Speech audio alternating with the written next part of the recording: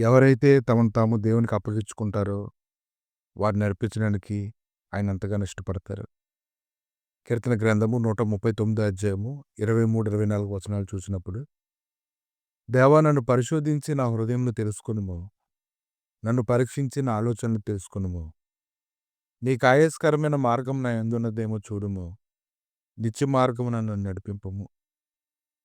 భక్తుడైతే తనను తను పూర్తిగా దేవునికి అప్పగించుకుంటూ ఉన్నాడు. తన సరిచేయవాడు దేవుడని అతను ఎరిగి ఆయన్ని నడిపించడానికి ఆయనకి అవకాశం ఇస్తూ ఉన్నాడు.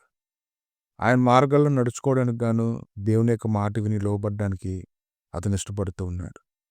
ఎవరైతే తమను తాము దేవునికి హృదయపూర్వకంగా అప్పగించుకుంటారో వారి జీవితకాలం అంతా ఆయన నడిపించి బలపరిచి అన్ని విషయములలో సమాధానం అనుగ్రహించి స్థిరపరిచి ఆయన సాక్షిగా ఉంచడానికి ఆయన శక్తిమంతుడే ఉన్నాడు. అటువంటి వారే దేవునికి కావాలి. ఆమేన్.